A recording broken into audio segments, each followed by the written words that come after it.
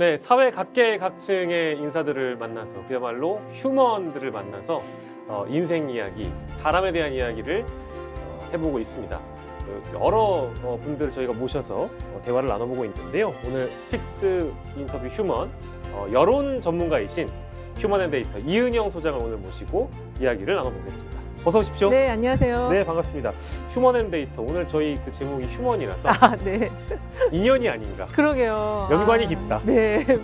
어쨌든 불러주셔서 감사합니다. 네, 저희 뭐 금요일마다 또 이제 콜라보를 하고 계시기 때문에 네. 뭐 저희와 뗄래야 뗄 수 없는 인연을 지금 보고 계신 이은영 소장님이신데, 저희 인터뷰는 그냥 말 그대로 그냥 좀 자연스럽게 휴먼, 네.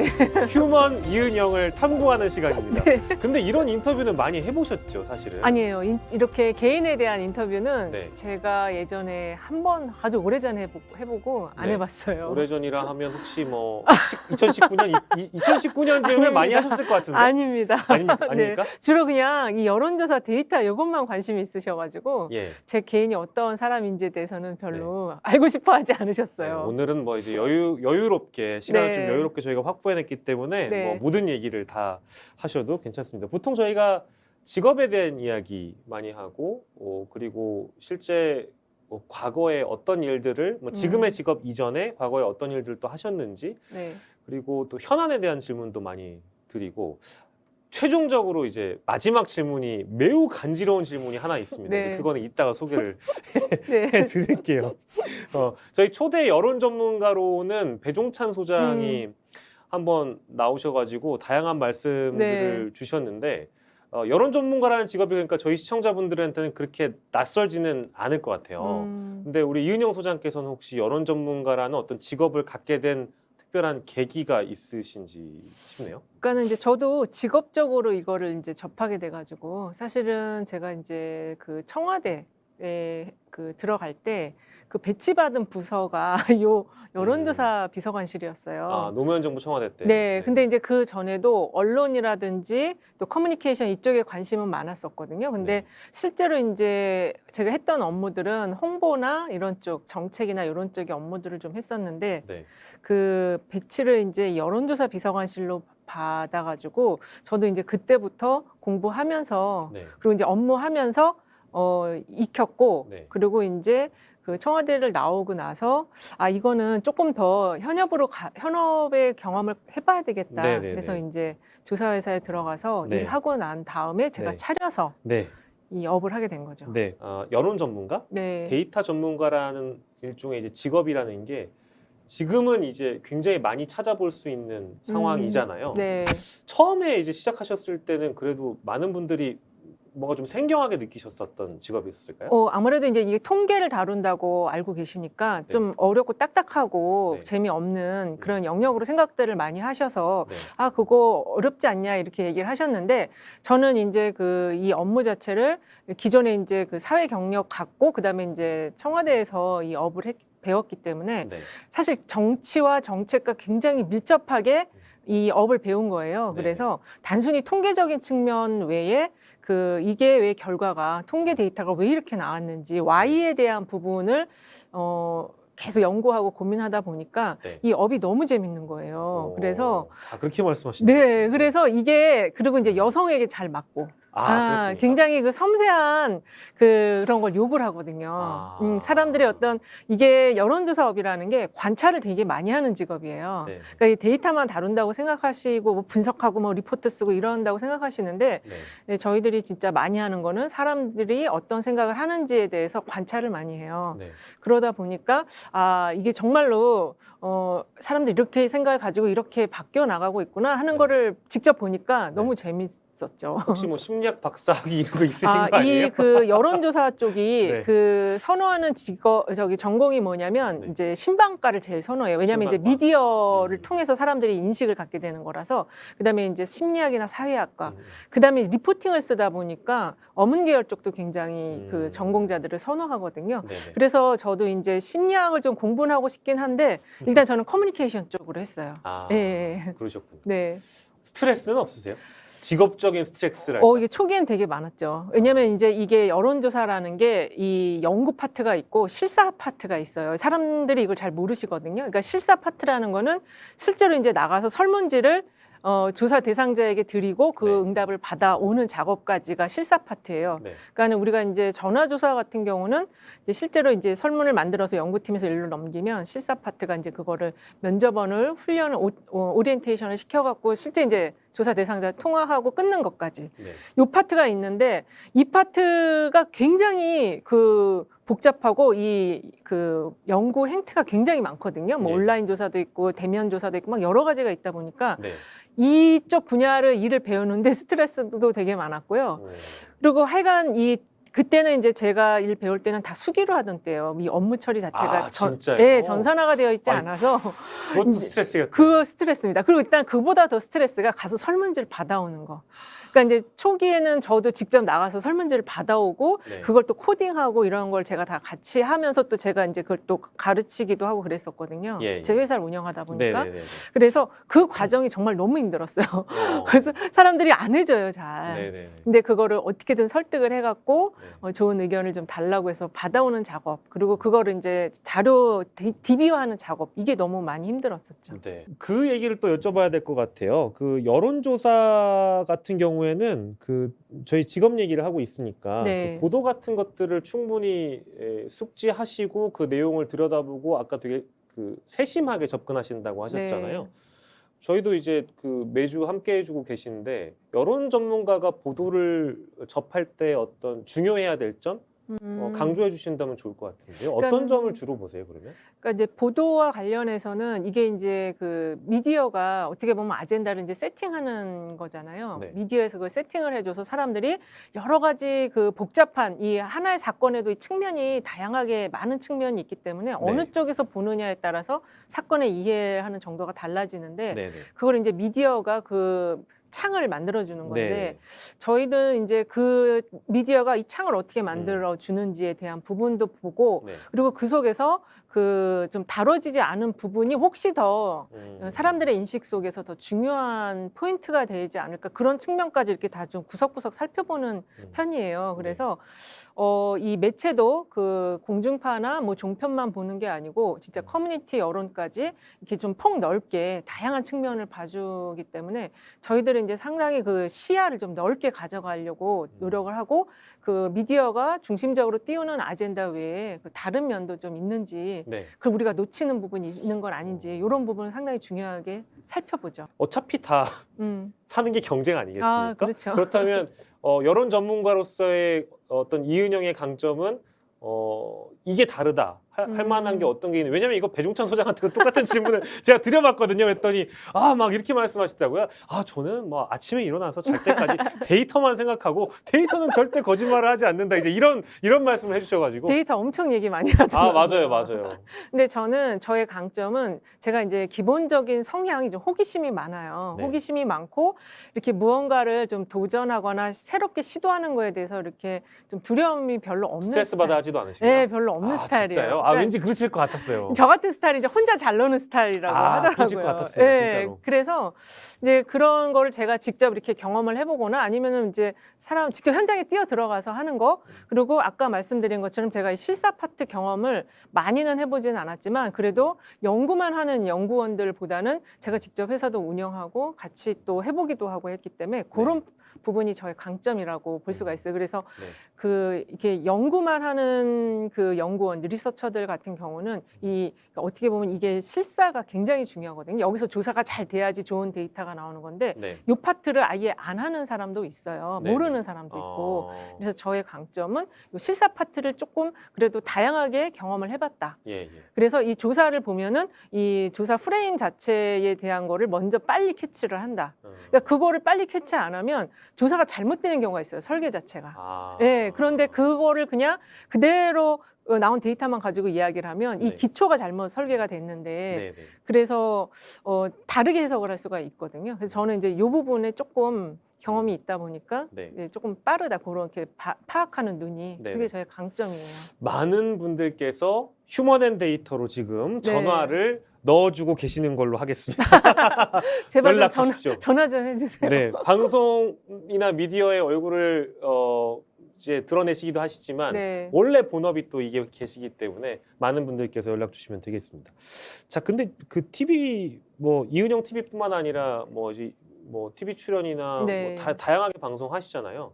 방송은 좀 적성에 맞으세요? 원래 처음부터 계속 방송을 하셨던 건 아닐 거고. 제가 일단은 그 방송한 게 한 2014년 정도부터 14년 부터요? 했어요. 그러니까는 그때는 이렇게 뭐 종편이나 어디 이런 그렇죠. 공중파 이런 데 나간 게 아니고 네.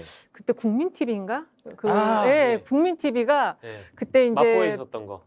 파업인가가 있었어요. 힘들었었죠, 그때. 그래서 이 기존의 그 제작팀들이 좀 빠져서 이게 좀 잘 운영이 안 될 때 네. 좀 땜빵이라 그래야 되나? 네. 그 스페어가 필요했어. 스페어 인력이 필요했는데 이제 그때 제가 어떻게 해서 우연하게 소개를 받아갖고 들어가서 이제 그때부터 이제 조금씩 경험을 하기 시작을 했는데 제가 그때 경험한 거에 따르면은 나는 좀 방송이 잘 안 맞는다. 지금 엄청 잘 맞으신 것 같아요. 그러니까 그게 확실히 방송도 노력을 하면 네. 이게 이제 능력이 성장할 수 있구나 그런 생각을 저도 하게 됐거든요. 처음에는 이게 너무 안 맞고 네. 그리고 이 언어의 맛이라는 거를 제가 잘 몰랐어요. 네. 그러니까 지금 이제 앵커를 하시니까 언어의 맛이라는 게 있고 미디어가 그 질문을 하는 거 안에는 그 핵심적인 그 아젠다라는 거가 뭐라 프레임이랄까? 야마? 키워드 야마. 야마. 예, 야마. 야마라는 말을 안 좋은 쓰면 안 표현이지만 되는데 어쨌든 야마가 있습니다. 그래서 그 야마에 맞는 정확한 답변을 해줘야 되는데 네네. 그걸 잘 캐치를 못했어요. 그러니까 아, 저는 열심히 막 노력을 하는데 네. 이제 그 보도를 하는 쪽에서는 네. 이게 자꾸 핀트가 안 맞는다. 질문과 답이 핀트가 안 맞는다라고 느꼈었을 것 같아요. 네. 근데 그거를 저는 나중에 알은 거죠. 그때는 잘 아. 몰랐고 그래서 근데 나는 그거 뭐 또 따로 뭐 누가 알려주진 않았어요. 그거는 다 본인이 깨닫는 거예요. 아. 예, 이거 누가 절대로 안 알려줍니다. 그쵸, 경험을 할 수도 없는 영역이기 때문에 맞아요. 자기가 경험을 통해서 네. 자기가 깨달아가야 되는데 네. 그 깨달음을 이제 가진 게 방송 시작하고도 한 4, 5년 뒤쯤에 이제 조금씩 그런 느낌이 오면서 그리고 제일 중요하게 제가 이제 그런 막 인사이트를 많이 가졌던 게 제가 나간 방송을 제가 집중 모니터링을 했어요. 네, 네. 그래서 이렇게 제가 나간 방송을 내가 직접 모니터링하면서 내가 느끼는 거 그거가 축적이 되면서 어느 순간에 그게 좀 축적이 많아지니까 네. 갑자기 팍 트더라고요. 아. 네, 그래서 지금 미디어 시대이기 때문에 저도 사실 유튜브를 할 생각은 없었는데 예. 그 유튜브를 이제 준비하거나 계획하시는 분들은 이 시간이 오래 걸린다. 방송이 이게 단시간에 절대 될 수가 없는 거예요. 스픽스한테 하는 말씀 아니시죠? 맞습니다. 근데 스픽스는 기본적으로 어느 저기에 경지에 올라온 분들이 하니까 빠르게 지금 가고 있는 건데 네. 그래서 시간이 많이 걸리고 네. 절대로 좌절하지 마시고 그 자기가 했던 방송의 모니터링을 본인이 직접 하는 게 제일 중요하다. 아. 그걸 전 팁으로 말씀드리고 싶어요. 지금 어느 정도 이제 14년부터 시작하셔가지고 지금까지 그래도 방송을 꽤 된 거죠, 저도. 꽤 하고 계시니까 네. 아마 그런 느낌 많이 받으셨을 것 같아요. 같이 이제 출연하는 패널들 혹은 뭐 뜻을 같이 하거나 네. 뜻을 같이 하지 않아도 새롭게 좀 보이는 얼굴들이 이제 방송 시장에 들어왔다 하면 저분은 저게 좀 부족해 보이네라는 거를 느끼는데 뭐 말씀은 못 드리겠고 그죠? 그렇죠. 제가 이제 같이 하는 패널들이나 이렇게 쭉 보면은 이제 저 나름대로 인사이트가 오는 게 있는데 네. 섣불리 그건 얘기를 안 그쵸. 해요. 그렇죠. 왜냐면 아무리 친해도 절대 못 하죠. 그렇습니다. 그것 때문에 또 상처를 받을 수가 있어요. 저는 선의로 얘기를 해줬는데 예. 그래서 이렇게 쭉 좀 지켜봐요. 제가 좀 저 친구는 조금 더 성장을 하면 좋겠다 하는 친구들은 네. 계속 좀 지켜보다가 네. 이제 충분히 인간적으로 좀 가까워졌을 때 네. 살짝 하나 정도 얘기해주는 그렇게 하고 있어요. 그러면 이제는 칭찬해 줄 수 있다 하는 많이 달라졌고 지금은 이제 너무 그때는 이제 이은영 소장께서 보시기에는 이 친구 되게 좀만 더 방송 경험 쌓으면 되게 잘하겠다 했는데 지금 이미 너무 스타가 돼버린 어느 누군가도 있습니까? 제가 볼 때는 남영희 위원장하고 최지은 박사 같은 경우에 그러니까 이제 초기 그러니까 그분들도 다 빠르게 성장을 한 분들인데 네. 이제 초기에 제가 본지는 이제 얼마 안 됐긴 했지만 그래도 제가 처음에 볼 때랑 또 최근에 볼 때랑 많이 성장을 했고 이경 전 대변인도 그렇고요. 네네. 그래서 그분들 같은 경우에는 그러니까 언론이 제기하는 질문에 대한 그 핵심 정답을 일단은 빨리 추리더라고요. 빨리 추리고 네네. 그리고 그 속에서 본인들의 이제 그 역할이라는 게 정당 소속이다 보니까 네네. 투쟁력을 또 거기다 실어가지고 처리를 하니까 네. 그런 부분이 굉장히 빠르게 성장했다. 제가 그분들은 좀 평가를 하고 있어요. 네네. 청와대에 계셨다 보니까 네. 청와대 안에서 보는 것과 밖에서 보는 거는 세상이 너무 확실히 다르다는 느낌을 TV 출연하시면서 더 많이 느끼시나요? 아니면 어떻습니까? 그러니까 이제 청와대라는 경험이 굉장히 좀 갖기 힘든 경험이에요. 그렇죠. 우리나라 인구에서 0.00001% 정도나 그 경험을 가져볼까? 요즘은 좀 모르겠어요, 사실. 요새 그렇죠. 아니 근데 확률로 보면은 그렇긴 굉장히 한데 적어요. 요즘에는 좀 막 들어간다고 하는데 그래도 기본적으로 200명 안쪽으로 이제 행정관이나 행정요원들이 네네네네. 있다 보니까 네. 그래서 그 굉장히 이제 적은 수의 경험을 가진 네. 분들이 활동을 하고 그리고 그 정부가 좀 평가가 안 좋게 끝났을 때는 내가 어느 정부에서 행정관 청와대에 있었다라는 말 자체 아무도 안 합니다. 그때 네네네. 있었어도. 네네네. 그래서 그만큼 이 경험에 그 제약이 많은 그런 직종이긴 한데 네. 이제 저는 좀 오래됐기 때문에 근데 그 당시 제가 청와대에 있으면서 저는 5년 풀로 이제 여론조사 업무만 했어요. 근데 네. 그때 제가 가장 많이 좀 생각했던 거는 이 저 많은 그 이제 거의 광화문 앞이 다 보이잖아요. 예. 저 많은 빌딩 속에서 일하는 사람들은 어떤 생각을 가지고 일을 하고 이 청와대는 저 많은 빌딩 속에서 일하는 사람들을 위해서 무슨 일을 해야 되는 걸까? 네네. 그 생각을 되게 많이 했었어요. 그러니까 그게 그냥 청와대에 가지 않았으면 제가 그런 그러니까 질문을 하지 않았을 것 같거든요. 근데 청와대에 가서 대통령님의 어떤 그 국정 운영을 보좌를 하면서 그런 생각을 되게 많이 하면서 조금 더 이제 여러 측면을 보려고 노력을 많이 했고 또 최근에는 그 이제 여론조사 분석을 할 때 이 소득 수준이라든지 소득을 가지고 또는 연령을 가지고 이렇게 우리가 분석을 하잖아요. 네. 근데 그게 자칫 잘못하면은 그 계층에게 직접적으로 그 뭐랄까 불편함을 줄 수도 있다. 정서적이나 네. 이런 물론입니다. 감정적으로. 물론이죠. 그래서 저는 이제 그걸 저희는 분석하는 사람이기 때문에 네. 그걸 되게 쉽게 막 분석하거든요. 뭐 20대는 이래서 뭐 20대 남자는 이렇고요. 뭐 20대 여자는 이래요. 이렇게 그냥 막 분석을 하다 보면 이렇게 드러나잖아요. 그 네, 차이가. 네, 네. 근데 이것도 내가 이거 미디어에서 나가서 얘기할 때는 이거 자체가 하나의 그 프레임이 될 수도 있다. 나는 생각하지 못하는데 그거 자체가 받아들이는 사람들이 그렇게 예. 할 수 있다. 그런 생각이 언뜻 들었어요. 그래서 분석할 때도 조금 더 조심스럽게 얘기해야 되겠다. 그래서 조금 더 조심스럽게 하려고는 하는데 실제 그렇게 하는지는 잘 모르겠네요. 그것도 마음은 항상 그렇게 하려고 노력을 해요. 그렇게 하신다고 합니다. 네, 시청자 네. 여러분들이 뭐 잘 평가를 해주시겠죠. 그렇죠. 자, 이제 저희가 지금부터는 인간 이은영을 얘기를 해보려고 그래요. 인간 이은영. 근데 이게 인간 이은영이라는 질문을 하면서 이제 첫 질문으로 나올 수 있는 질문은 아마 이거일 겁니다. 고향이 의왕 과천은 아니신 거죠?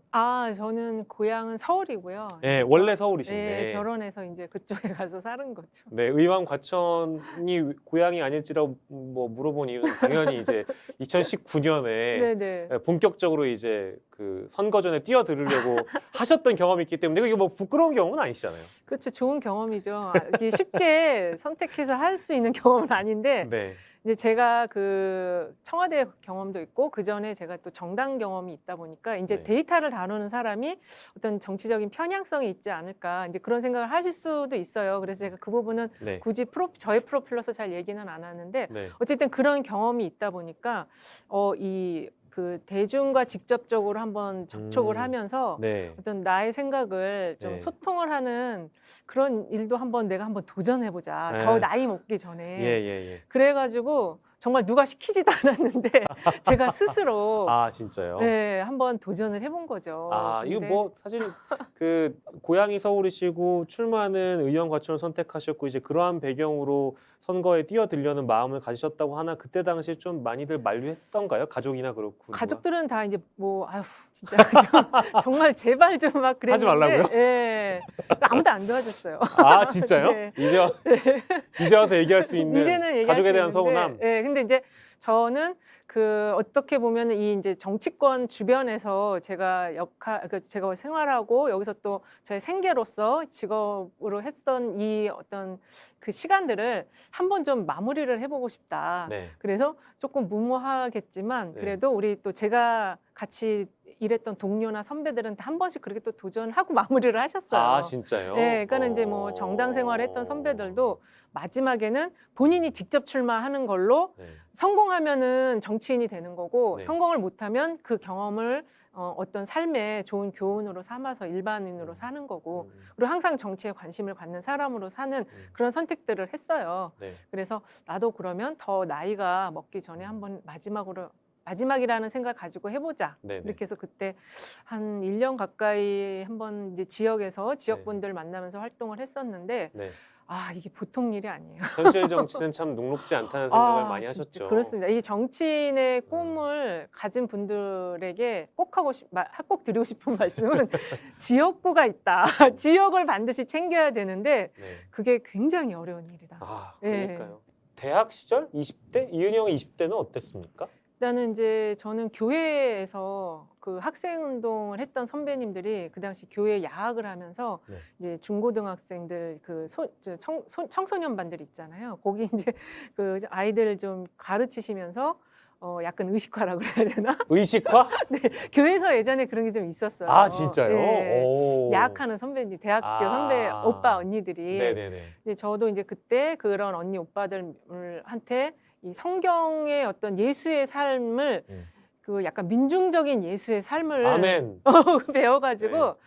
그게 이제 나중에 얘기를 이제 우리 동기들끼리 얘기해 보면 해방 신학을 주입을 했다 이렇게 얘기를 해방 신학 주입. 네, 해방 신학을 해방 신학. 우리 청소년들에게 주입을 했다 이렇게 아. 얘기를 하는데 어쨌든 네. 이제 그런 그 민중의 삶을 산 예수라는 그런 거를 어릴 때 접해가지고 네. 그래서 학교에서 대학교 가서도 학생 운동을 그 연장선으로 봐서 했던 것 같아요. 그리고 그 대학교 1학년 때 그 5.18 광주 비디오를 보면서 아 이제 좀 여러 가지의 나의 삶에 대한 것들을 좀 많이 깨달았던 것 같아요. 그러면서 자연스럽게 그냥 학생 운동 대열에 들어갔는데 아, 그러셨구나. 네네. 근데 이제 그때는 이미 학생 운동이 대중화된 시기여가지고 네. 뭐 학회나 동아리나 이런 게 되게 많은 학생들이 이제 다 그 안에 소속되어서 네. 뭐 이제 학생 운동을 했기 때문에 그래서 아주 뭐 강경 투쟁을 했던 그런 학생은 아니었고 학회에 소속이 돼서 그냥 이제 그 나에게 주어진 일을 그냥 열심히 그 문과대 학생들하고 같이 했던 네. 그런 삶을 살다가 네.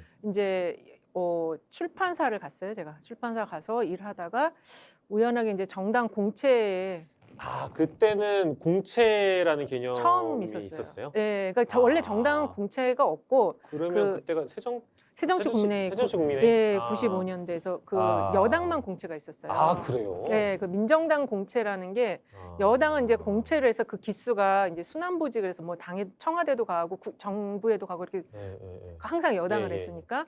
근데 이제 그때 김대중 대통령이 정계 은퇴하고 나서 다시 정계 복귀하면서 새정치국민회를 만들었는데 워낙 비난 여론이 많아가지고 당의 당직자, 새로 만드는 당의 당직자는 공채를 하겠다 해서 신문에다가 일면 전체 전면 광고를 냈었어요. 근데 이제 그거를 보고 아무것도 모르고 거기다가 지원을 했는데 어떻게 됐어요. 아, 그러니까요. 네, 그래서 공채 일기, 새정치국민회 공채 일기라고 그러면 아무도 저를 못 건드립니다, 그냥. 와, 새정치국민회의 공채 일기로 지금 현실 정치에서 활동하는 분도 그럼 계시겠네요. 그때 김효은 지금 전 대변인 있어요. 네네네. 그 경기도청의 그 북부 대변인인가? 뭐 네네. 하여간 그 대변인한 김효은 씨가 저랑 같이 아마 공채했던 친구예요. 한 사람의 인생에 되게 깊이 빠져들다 보면은 어느 순간 시간이 이렇게 가 있답니다. 자, 그래서 우리가 이제 지금은 현안 얘기를 이제 해야 돼요. 네.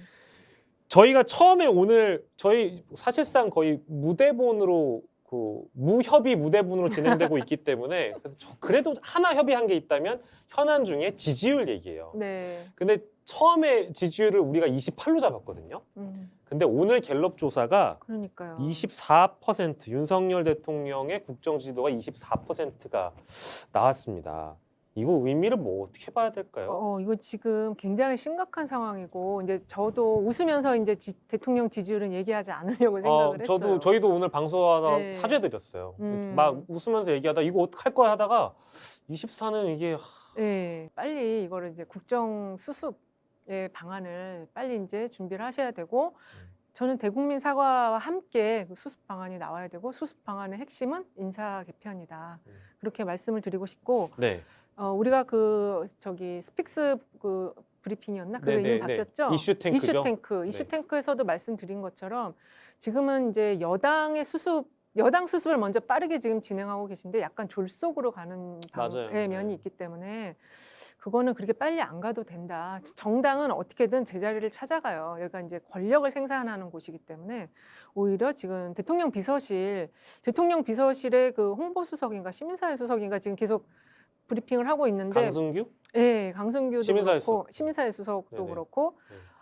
이게 지금 그 뭐 언론이 보도를 제대로 안 한다라든지 야당이 지금 나쁜 프레임을 짜서 그렇다 이런 말은 지금 정말로 하면 안 되는데 그 야당 탓은 YTN 라디오 시민사회 수석이 나가서 했어요. 맞아요, 네, 맞아요. 근데 이런 말을 지금 참모가 아이고. 할 상황이 아닙니다. 네네. 네, 그런 말 나오는 게 이해가 안 돼요. 지금. 쉽게 표현하면은 24% 특히 지금 시기를 감안하자면 네. 100일도 안 됐단 말이에요.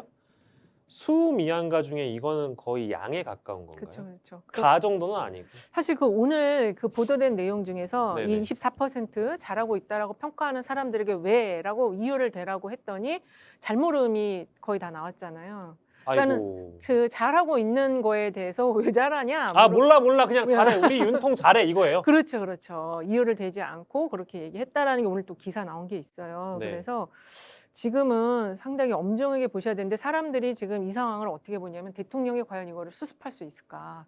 왜냐면 이제 역대 대통령들은 지지율이 떨어졌다가도 그 올라가는 거에 있어서 본인이 그 길을 찾아내거든요. 왜냐면 정치를 다 했던 분들이 대통령을 했기 때문에. 네. 근데 지금 이분은 정치를 해본 적이 없죠. 없어요. 없고 그 공무원의 길을 살았던 사람이에요. 네. 그러다 보니까 이 접근법 자체가 좀 다를 것이다. 그리고 그 이 심각성 자체의 체감이 좀 낮을 것이다. 그리고 지금 배우자 김건희 여사가 그 부분에 있어서 상당히 그 대통령의 심기를 잘 관리를 해주면서 이 부분을 방향성을 잡게 도와줘야 되는데 네. 지금 좀 그렇지 않는 것 같은 느낌이 들거든요. 네네. 그래서 이게 좀 심각하게 보는 거죠. 이건 어차피 나올 수밖에 없는 질문이라서 네. 대국민 사과 일단 말씀해 주셨고 인적 쇄신 얘기해 주셨고 여당의 내부 혼란이 있었다는 것도 조금 템포를 조절해서 네. 절차를 좀 밟아가는 과정이 있어야 된다. 이게 다 어찌 됐든 정당 지지도의 얘기라는 게 아니라 국정 지지도에 대한 얘기를 하는 거예요. 네. 그러면 이게 선행되지 않으면 특별한 정치적 이벤트도 없고 하다못해 뭐 MB 때처럼 뭐 베이징 올림픽이 있는 것도 아니기 때문에 그러면 이걸 하지 않으면 지지도는 심리적 저항선이 이미 무너졌다면 더 내려갈 가능성이 더 높아지는 거예요. 그렇죠. 이게 지금 하지 않는다면. 하지 않으면은 내려갈 가능성이 있어요. 왜냐하면 이제 MB도 그 17%까지 내려갔다는 그런 데이터가 있었잖아요. 그래서 더 내려갈 수는 있는데 이제 이게 이제 앞으로의 전개가 어떻게 될 것이냐가 굉장히 중요한데 지금 이 윤석열 대통령의 그 지지율 패턴은 이명박 대통령과 임기 초는 비슷해요. 이명박 대통령도 임기 초에 훅 많이 빠졌고 17까지 갔었다. 네. 근데 그 이제 앞으로의 전개를 봤을 때는 박근혜 전 대통령과 좀 비슷하다. 왜 그렇게 생각하냐면 박근혜 전 대통령이 그 30 후반에서 40 초반으로 횡보를 하면서 그냥 쭉 임기 2년 차 후반부터 그냥 쭉 그렇게 갔거든요.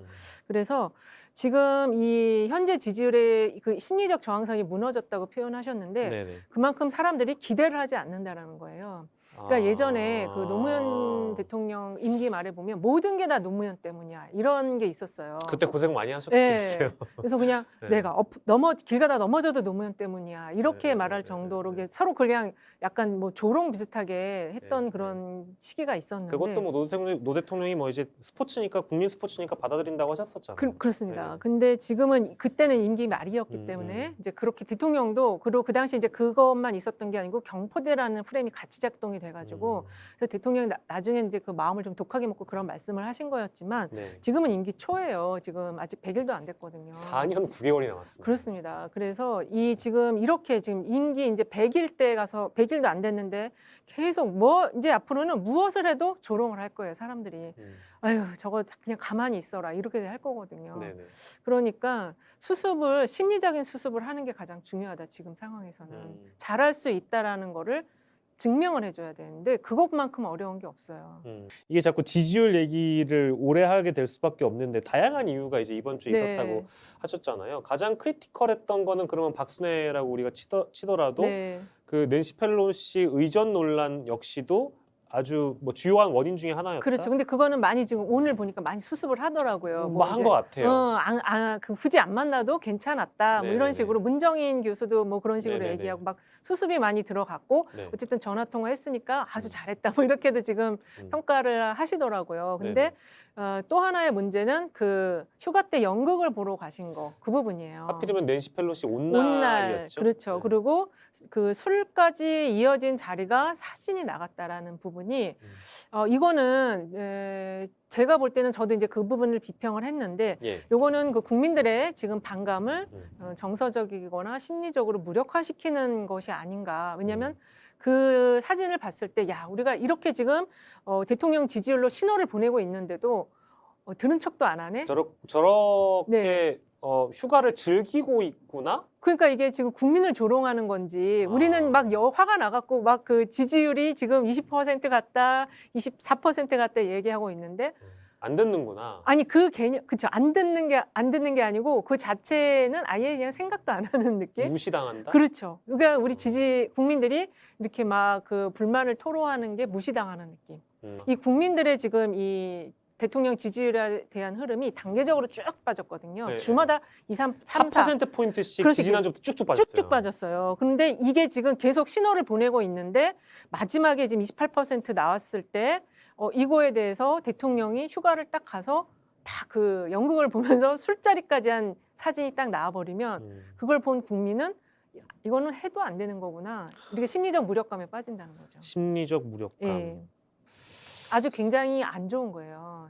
이제 국가 지도자가 이런 행태를 보이는 것 자체는 굉장히 저는 안 좋다고 보거든요. 그러니까 이제 메신저에 대한 신뢰가 그러니까 이제 메시지는 고치고 수정하고 반복하거나 그렇죠. 이제 그런 것들을 제어하면 되는데 네. 메신저에 대한 신뢰, 특히 이제 참모들은 뭐 그렇다 치더라도 이 대통령에 대한 신뢰가 무너지는 거는 메시지로 어떻게 고쳐낼 수가 없잖아요. 그렇습니다. 한 번 무너져 버렸으니까. 맞아요. 쉽지 않은 국면에 나아가고 있는데 근데 이게 좀 안타까운 게 아까 저희가 정치적 이벤트도 없고 반등 모멘텀도 없고 반등 이벤트조차도 없을 것이다. 그러면 이런 상황이 계속 나아가거나 오히려 더 떨어질 가능성이 크다고 말씀해 주셨는데 더 안 좋은 쪽을 한번 짚어보자면 이걸 더 끌어내리려고 하는 쪽이 분명히 여당 쪽에 있단 말이에요. 그렇죠. 특히 이제 저희가 얘기하고 있는 건 친준석계 혹은 이준석 측이라고 네. 표현을 하자면 그쪽은 지금 벌써 창당 보도도 나오고 있어요. 그렇기 때문에 앞으로 어떻게 그 여당을 수습하는 것도 지지도 관리의 하나의 요인으로 작용할 수 있다라고 아까 처음 말씀 주셨잖아요. 네. 거기까지 전망해 보면 어떨까요? 이게 진짜 더 크리티컬한 요인이 될까요? 이준석 측이라는 게? 이제 현재 이준석 측이 이준석과 어떤 플러스 알파의 사람들이 있느냐가 중요해요. 그래서 당내에도 이제 계파가 여러 개파가 있잖아요. 근데 그 계파들이 같이 움직여주는 그런 신당 창당의 움직임인 건지 예. 아니면 당내 계파 일부와 외부의 어떤 다른 세력이 네. 연합이 된 그런 움직임인지 이 부분이 좀 중요한 대목이고 네. 그냥 이준석 당대표가 20대와 30대의 어떤 지지세만을 가지고 이 대통령 지지율의 어떤 이걸 더 끌어내리는 거는 그건 조금 쉽지 않은 싸움인 것 같고요. 예, 어쨌든 그 플러스 알파의 세력이 어느 정도 있느냐. 그리고 네. 그 부분에 있어서는 홍준표 시장이 계속 조언을 이준석 대표의 입장에서 내가 조언을 한다. 하지만 나도 이제 손들었다. 이렇게 오늘 얘기를 했으니까. 예. 그 부분은 이제 좀 영향력이 저는 적다고 보고 오히려 이제 언론이 지금 이 현 정부에 대한 그 불만, 그러니까 그렇게 얘기를 했는데도 하나도 수용하지 않는 이 현 정부의 그러니까 현 정부가 아니고 대통령 부부의 모습을 네네.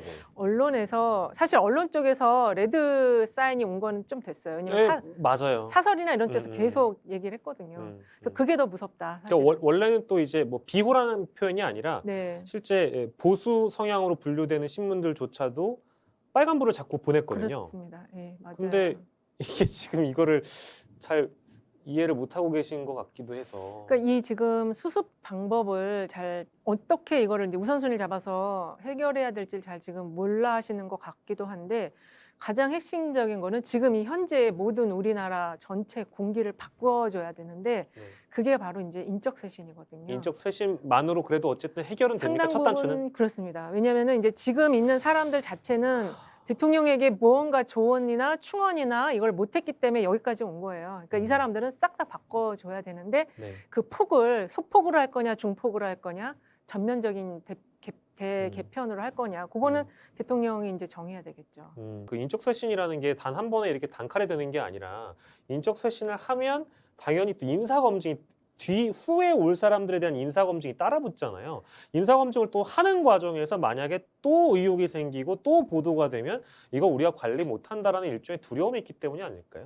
그러니까 그렇더라도 이제 그 두려움을 극복하고 그 가능한 안에서 이 인적 쇄신을 시도를 하셔야 되는데 네. 그게 이제 그 인사 검증의 문제 때문에 두려움이 있다라고 한다면 정치인 전직 의원들 이런 분들 중에서는 그래도 그 검증 상당히 통과한 분들이 많잖아요. 그러니까 이 지금 이제 개편해야 될 자리들을 조금 좀 축소를 시키시고 그다음에 이미 검증이 된 의원들 그 경륜이 있는 의원들로 교체를 하신다면 그러니까 지금 이게 대통령이 이거 모든 걸 다 본인이 떠안고 갈 수가 없어요. 책임질 수 있는 상황이 아니기 때문에 네. 손을 내밀어야 된다. 자기에게 쓴소리 하는 사람에게도 손을 내밀어야 된다.